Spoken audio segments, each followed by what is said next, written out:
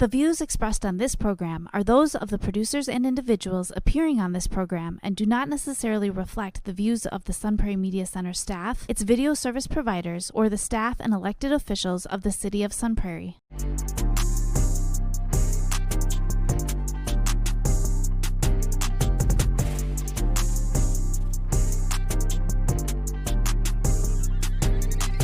You are now listening to the Allen and DJ Show on 103.5 FM WLSP-LP, Sun Prairie, Wisconsin. We're here to talk about self-improvement, lifestyle, and becoming the very best version of yourself. You're now listening to the Allen and DJ Show. Yo, yo, yo, Milwaukee, Sun Prairie, and all the surrounding areas. Y'all know what time this is.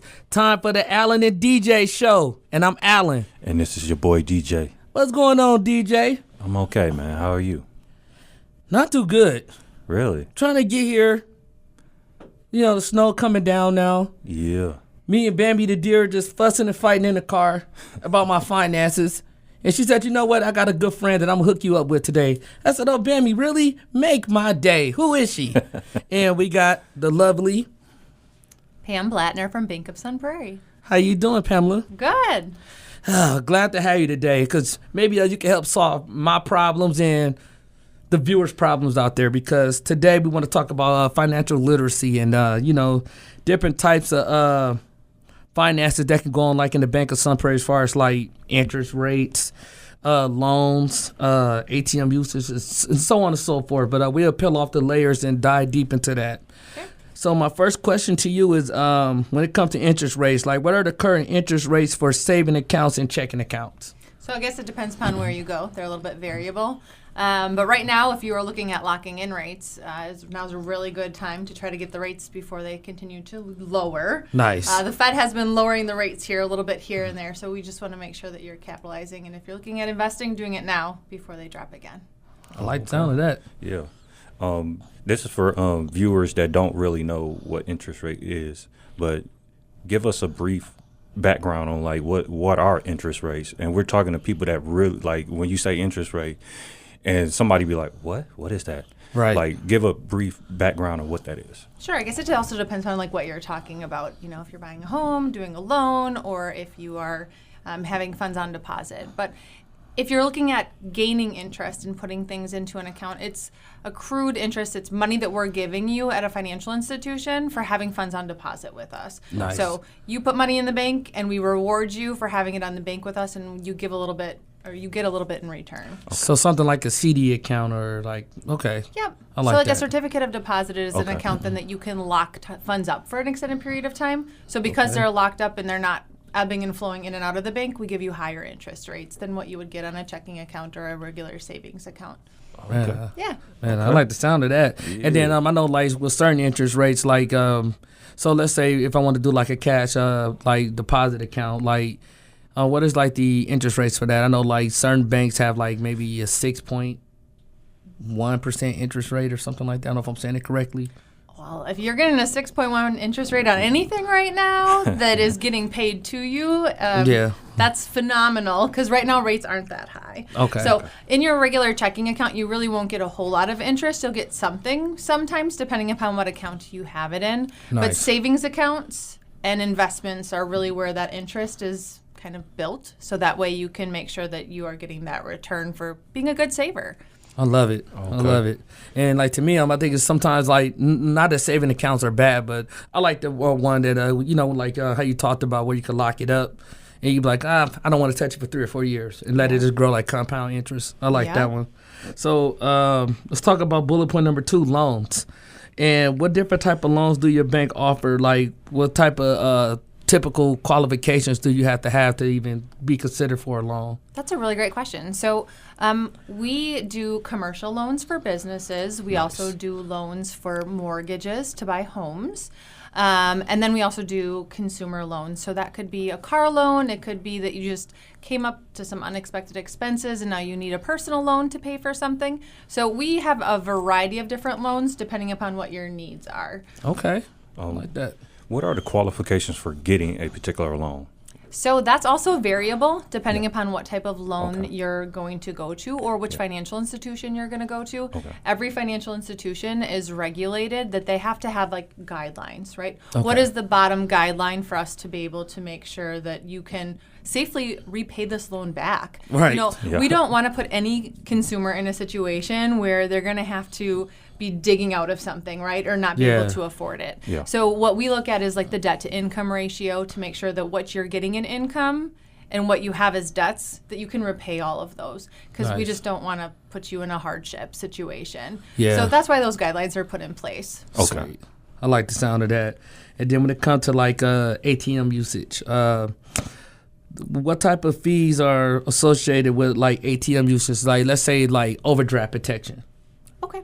So they're kind of two different things. So overdraft protection and ATMs are separate, but ATMs, we can talk about that first. Okay. So ATMs are a great way for you to stop somewhere, right, and get some cash so you don't have to go to your financial institution. Yeah. Every ATM is set up that their fees are different. So you kind of need to know where you're going, but it does need to be disclosed to you what that fee is before you go ahead and take the funds out. There's lots of places, too, where you can go and get fee-free ATMs. Yeah. I know Quick Trip for all of us, right, is Yeah, a yeah, place where yeah. everyone goes. But like community banking, we have like a reciprocity between different institutions where if Nice. you bank at a community bank, some of the other community banks as well will make sure that they don't charge any fees to you for banking. Yeah. So that's something that we're part of at the Bank of Sun Prairie. Nice. To answer your other question for overdraft protection, Oh, yeah. so we definitely don't want to set customers up to fail, right? For sure. Part of that is when you get an account, we want to make sure like whatever you're paying, right, you have the Right. funds in your account to make sure you don't pay more than what you have Exactly. in your account. That's what would cause an overdraft. So overdraft fees are assessed if you are going to be writing out checks and you can't pay for something. But we sure. do want to set you up to make sure you can budget appropriately, make sure those things don't happen. You can also set up like sweep accounts to make sure that if you have something in savings, to have it sweep from your checking to your savings and cover those things for yourself. Nice. Yep. Or you could get like a little bit of a loan on the side, like a personal reserve account, where it could Okay. take from that too to make sure that you are balanced and you don't get any fees. Oh, okay. assessed. Yeah, it's, like just like because I bank with a credit union, so like if I want to go to like let's say to like another credit union, like I notice how like when I use the ATM, like it's free basically. So like I get what you're saying on that one, and then we got overdraft protection as well. So like it keeps you from like like because certain banks will just let you overdraft, and then some even give out false like information like. You call like the recording and say you had these amount of dollars in your account, so you think like, oh sweet, I'm finna go shopping, and then kind of find out you overdrafted and you don't have it. So that's good. It's really hard sometimes when you call and you say, oh yeah, you have $50 in your account. Exactly. But then you forgot yesterday you gave a check to someone who hasn't cashed it yet, and then all of a sudden all of those bills all come through at the same time. And it's really important that if you're going to do that, you keep a ledger and you know what's in your account for sure. Most definitely. And P.S., you come to Sun Prairie a lot. I might need you to come bank at Bank of Sun Prairie. I got you. I got you. I'll I look got it you. up. Most definitely. When it comes down to your bank, like what fees do you charge for your particular bank in general? Like I know every bank is different. Yep. Depending on like where you bank at. So how much do y'all charge for y'all fees when somebody uses the ATM machine? So that's a really great question. I bank where I work, and I use those ATMs, so I don't get a fee. Oh, okay. So it's fee-free for our customers. If you bank with us, then you don't pay a fee. Oh, okay. Nice. Yeah. Because I know I bank with Associated Bank, and they charge me like $5. It's your money. We definitely want to make sure you have Yeah. access to your money, Yeah. especially when we're not open. Yeah. We're not 24/7. Right. So, yeah, it's important to us to make sure that we're balancing some of those things for our customers too. And we really only have fees when there's something manual being done to someone's account. Yeah. Nice. We want to empower customers to be able to have access to online banking and other resources Yeah. so that way they can control their funds. Okay. Oh, yeah, I like the sound of that. And speaking of online banking, so with the banking platform, so like can you explain like the features of like your online banking platform, like mobile apps, stuff Sure. like that? So we have mobile banking and we have online banking. We have both of those that kind of just give a little bit of diversity and technology to our customers. Sweet. But there's cool things within those apps that you really should kind of take a peek at, because we can set travel alerts in the thing where they can automatically say, I'm traveling and I'm driving to Tennessee, and they can automatically pinpoint where they're going so their debit card works for them. Oh, sweet. Okay. So there's other features in there too, like where you can set up alerts for yourself for notifications. We have, I'm just trying to think off the top of my head, like the ability to do stop payments on checks within online banking. So there's just different features depending upon how you're going to need it and how you're going to use it. And Nice. if you're a consumer, if you're business. Okay. What type of other platforms and services do you offer for your bank? That's a really great question as well. I mean, we offer Zelle, right? So that Shout way out you to can Zelle. send Zelle. money. Everybody use Zelle. Right. Yeah. Shout out to Zelle, man. Yeah. Real everybody easy. There's a lot of different platforms that we also use to protect like our business customers. We use a platform called Positive Pay, which is a really cool feature. So that way we can make sure that people aren't fraudulently sending money out of other people's accounts. Okay. Because that's something that we combat every single day, is protecting our customers from fraudulent use of debit cards and account things. So Most that's definitely. something else. I think at the Bank of Sun Prairie, one of the things that really separates us from anyone else is, like, you had said something before about calling a bank and not really knowing what was in your account.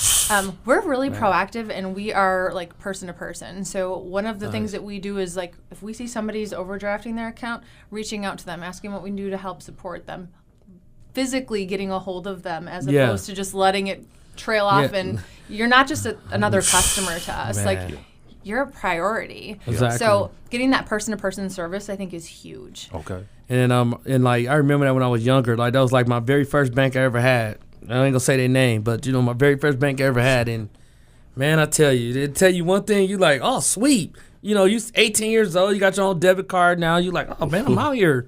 And then little do you know, you overdrafting. You like, man, how did this keep happening, man? And then you calling them like, I want to speak to a manager, you know, and then you arguing with the manager like, well, they told me this, and then I called my account and 7 o'clock and said I had this, and now I don't have this. Like, what's going on? It's sometimes the overdraft go over, pay, overdraft, you get charged even more if you don't pay it on time. Exactly. So add like extra 25 or 15 onto it. Yeah. And then I haven't heard of that. Yeah, some banks do that. Yeah. Oh.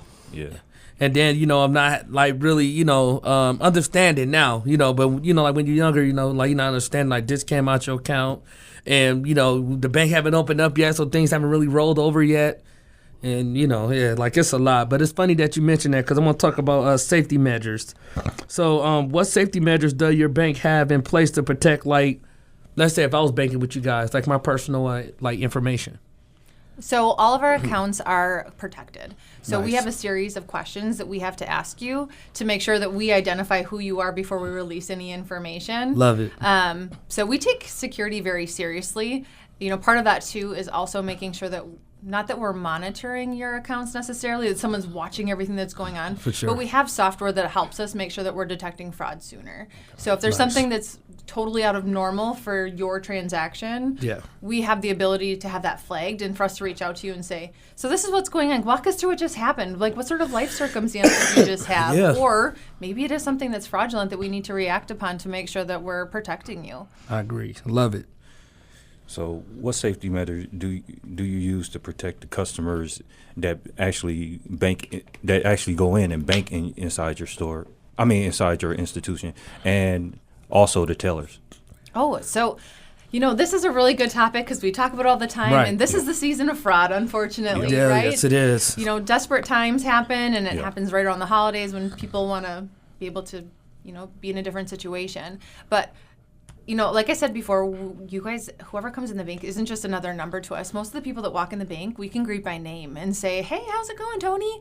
And having that person-to-person relationship and seeing the same people over and over again allows you to know kind of their banking habits. sure. And if somebody is new to the bank and you haven't met them before, it gives you an opportunity to figure out, like, what do they need and how can I assist them? So that's just number one. Customer service is a huge layer of security. If you don't know who you're working with, Most definitely. Yeah. there's something else. But, having identification, properly making sure that we're running things appropriately are all important to us as well. Okay, because I know at my bank, like, they got like a plexiglass window where the tellers can protect themselves just in case if somebody like gets out of line or something like that, or they might have like security by the door and stuff like that. Do y'all have any of that in place as well? Well, we're in Sun Prairie, Yeah. so we don't. Okay. But that's a really great question. You know, like it depends upon, I think, where you are, like demographically throughout the United States. I'm sure that everyone has different visions of what banking Yeah. looks like. Yeah. You know, I know that one of my colleagues, her parents live in Las Vegas. Yeah. And when she goes to the bank there with them, they don't even let you in the door without showing ID as Yeah. to say you Wow. have Oh, an yeah. account there. Yeah. So, I mean, everyone's experience is a little bit different with banking and It how is. that looks like. And then, especially in Milwaukee, like you're dealing with a bigger city, Yeah. Yeah. like, yeah, you most definitely gonna need security. It's certain places though, like I'm gonna say all, but certain places. And I'm sure it's warranted for everyone's safety, Yeah. protection, peace Oh, of yeah, mind. for sure. You know, you just especially never like know. around this time, holiday season, and some people get jacked. They walk out and Lord forbid, knock on wood, but some people get robbed coming out. And this is one of these times of the year where like most definitely got to be safe. Absolutely. And then, so when it comes to like financial planning, like, do you offer like financial planning services to help like managing like, let's say your customers' investments? So let's say if I were to start a business, so like when it comes to like financial planning, like what other strategies do you guys like offer? So that is a whole toolkit in itself. So we offer things to businesses. So that Nice. way, if you're an existing business, we can teach financial literacy inside of your institution. One of the things that we recognize is that, to your example before of, hey, I got a bank account and I didn't really have any education as to how to use it. Right. Like we can all kind of attest the same thing, that we didn't get that same level of understanding For sure. before going out in the real world. So we are in the schools. We have a colleague who spends most of his days actually supporting teachers, and we have a branch Sweet. in Sun Prairie West High School. Okay. And we are trying to just give as much financial literacy and supporting the teachers and the staff as much as we can. Beautiful. We also sponsor a course in their SP30, which is like their homeroom course, where they get credit to make sure that they get more financial literacy to make sure that they can graduate. Nice. We do financial literacy for mortgages. We do it, like I said, for Shout out. businesses, for their employees. We also do it Okay. on how to make a business. And then we have 17 in-person / like interactive virtual courses where like myself would put on a course for anyone. We have done multiple here at the library. Nice. But then we also have like 50 plus just person courses. You can just go on our website and get information as well. But financial literacy for us is a huge deal. And we want to make sure that we're getting people, making them aware, but also providing the resources to them to set them up for financial success. Beautiful. 100%. Wow. When it comes down to financial planning, like how do like a person that don't really know much about financial planning, like what advice would you give that particular person that's starting from square one? Yeah, the very first thing that I would say is thinking about the future is really important, and thinking about retirement, even whatever age you are. You Yeah. have to plan for the future, not just tomorrow. Most definitely. And having an emergency savings is super important. So, even if you don't have anything started, start now. Put $50 aside, maybe 25 if you can. Okay. Once you reach, 100, shoot for a next goal, 250, 500. Ultimately, our goal is to tell consumers that they should have 6 months worth of expenses in an emergency fund in case something happens. Okay. But for most Americans, that's tough, Yeah, especially in today's And economy. it's not that common either. right? For somebody to have 6 months worth of savings put up. No, that's why that financial literacy and that proactive planning is so Yeah. important, because we're in a culture, in a world where it's spend, spend, spend. And Exactly. like people just think that you can, use a credit card to pay for stuff, and Yeah, unfortunately you got to pay it back. Yep. most definitely. You got to pay it back. Y'all hear that out there? You got to pay it back. And also, too, like that's why I always preach about the 70-20-10 rule. That's why I try to tell like family, friends, try to save 70% of your income. Which is really smart. And 20% should be your needs, 10% should be your wants. And then even with your wants, save up. So in case you want to go on vacation or you want to have a great time, you have the financial independence to be able to do so. Right. You know, versus like you just, yep, got another check, gonna go blow it at the mall. And, you know, we was all teens at one point, but, you know, at some point, you know, like you said, whatever you can afford to put up, you know, ain't gotta be the 70-20-10 rule. Like you said, 25, 50. Start somewhere. You gotta start somewhere. Absolutely. I totally agree. You got something else to say, DJ? No, Or- I'm good. Okay. Then let's talk about credit score. So if I want to improve my credit score, what kind of factors would I need to get started? So the biggest thing to remember about any debts, and the number one rule that I can share with anyone, is always pay on time. Okay. Love it. Doesn't matter if it's your minimum balance, pay it on time. That's going to be the biggest factor in making sure that your credit score stays afloat. And I think sometimes, you know, I think talking about finances has been so taboo that Right. if somebody gets in a situation, they kind of freeze, right? And then they just don't make the payment. Yeah. But if you don't make any payment at all, that's going to hurt you more than it's going to help you. Okay. So just making sure you can make those payments on time, and your financial institution, like, we can help. Like, Right. come talk to us. We can set something up. We can help make a budget. We can kind of help tell you and steer you in the right direction. That's beautiful, man. Because, like, a lot of banks don't do that, you No, know. they don't. They don't take the time to say, hey, you know what, this is where you're going wrong, and this is what we can do to kind of steer you this way. Yeah. Why is it important to have a high credit score? Well, I think creditworthiness tells a financial institution if you have the ability and if you will essentially repay, if Yep. you're likely to repay. Yeah. So it's not about having the highest credit score that you possibly can, but it's about maintaining your credit score and making sure that you aren't overspending, Yeah. right? I think that whatever you do in life, everything costs money. Yeah. And ultimately, what are your goals? What do you want to do? Like when you retire, what is that vacation you want to take? And instead of thinking about what that's going to look like today and not saving up for it, it's really important to figure out how you can then meet those goals. Maybe you Right. can't, you don't have all the savings, or maybe something came up and you do need credit to make sure you pay for it. But just making sure you have a plan, because all of a sudden what's going to happen is life's going to hit, Yeah.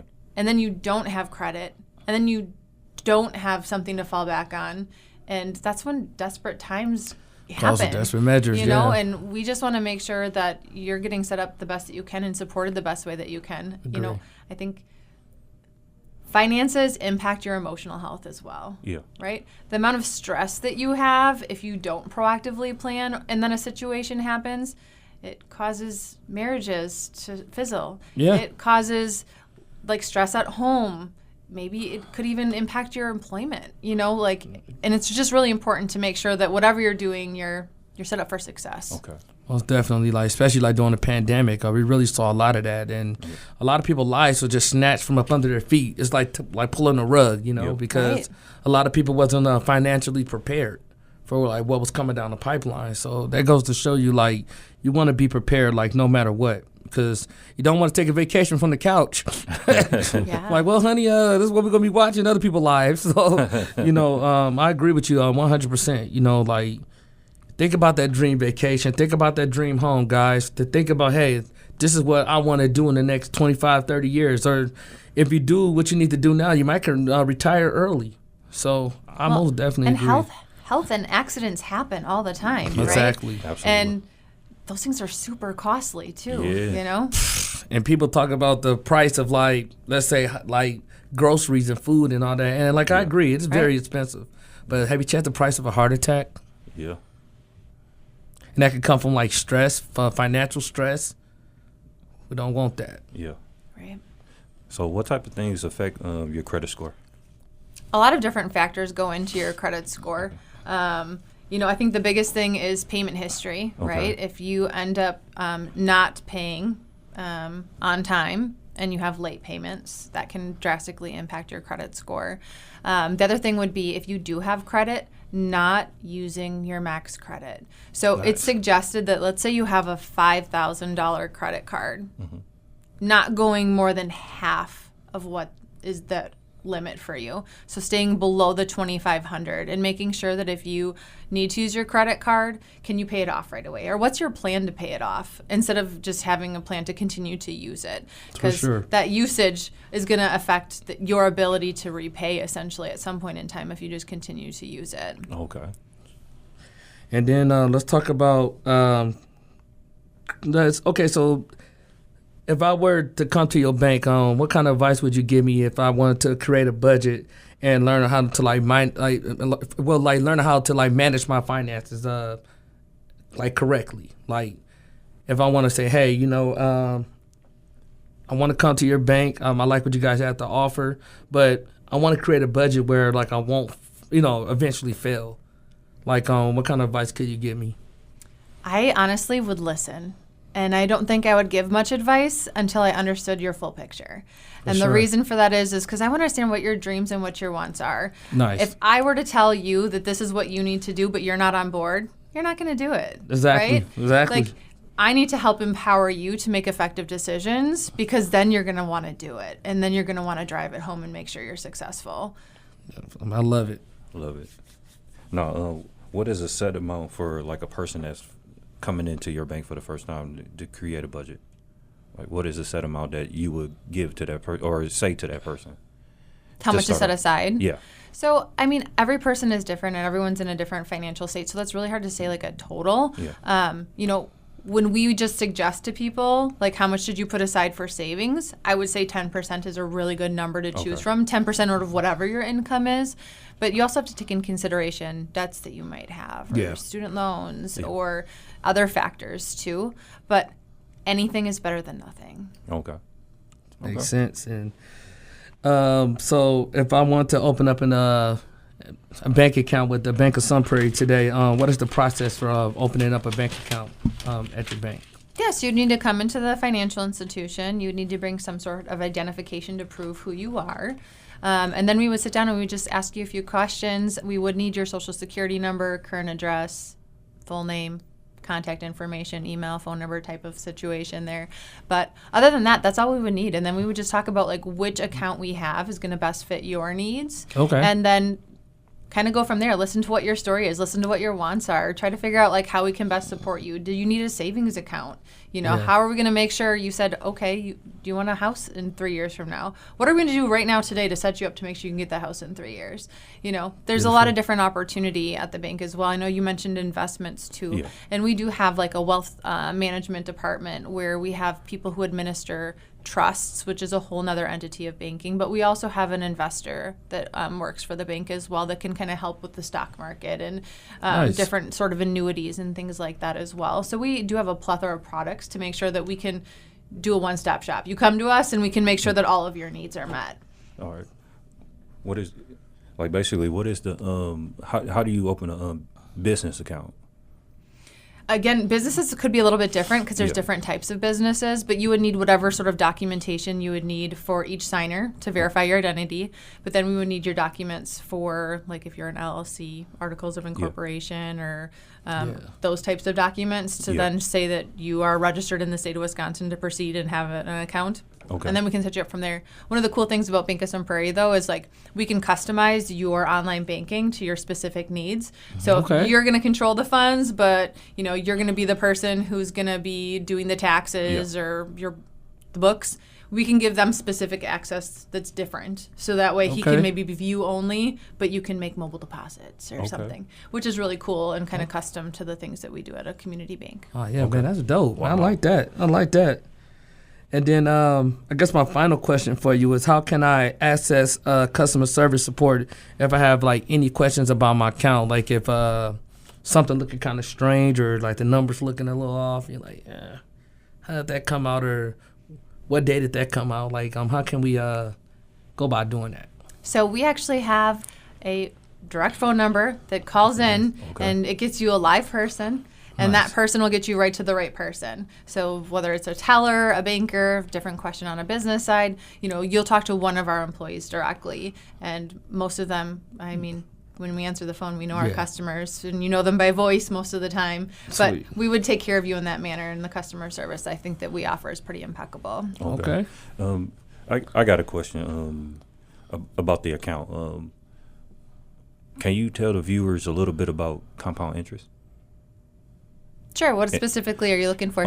As far as when you put money in your account and you save it, and it builds the compound interest, what is the percentage of that for your particular bank? Well, and again, that's going to be different based on the product. But compounding interest would be like, let's say you have a savings account with us and you have some money in it, and there's you're earning interest. We, like I said, we really enjoy and want to thank you for banking with us. So we're going to pay you money for keeping the bank on, or the funds on deposit with us. So each month we're going to deposit a little bit of money into your account as like a thank you for interest, and then it's going to continue to build if you don't take that out. So it's going to compound, and then you get more interest the next month, right? Beautiful. So you had $100 to start with, and let's say now you have $101, right? And it's going to continue to build and grow as long as you aren't pulling funds out of that account. And it goes for like other accounts, like the CD accounts and stuff like that as well. Like the percentages change based on how much you put in. Yep. So things can change depending upon what type of account you have and like what you're choosing, depending upon those things. But like certificates of deposit, for example, you can even take the interest out. So like monthly, we could send you the interest in a check, or we could deposit that into a different account. And some people actually do that, and that's kind of a means of income for them as well in the future. So there's a lot of different possibilities, and you should always try to figure out how you can make things work and to get a better bang for your buck wherever you are. Okay. And then the question for people, especially around this time of the year, because it heightens. My final question to you is like, how do you guys deal with fraud situations? Tactfully.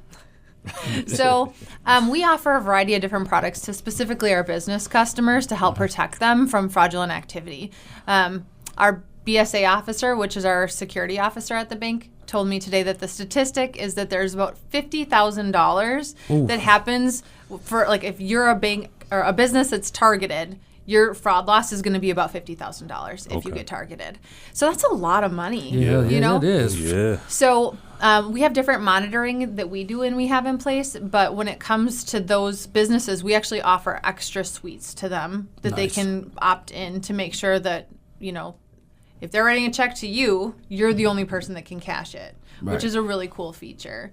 From our end, we monitor deposits, right? We monitor mobile deposits. And if someone's coming to us and making a deposit and something just seems off, you know, we might hold that item to make sure that it clears to protect you, just because it's not something that's normal activity. So we train our tellers, and we have different algorithms and software behind the scenes that help us with that as well, to make sure that, you know, we don't want you to lose money. We want to make sure that if you're depositing money, you're going to be able to use that.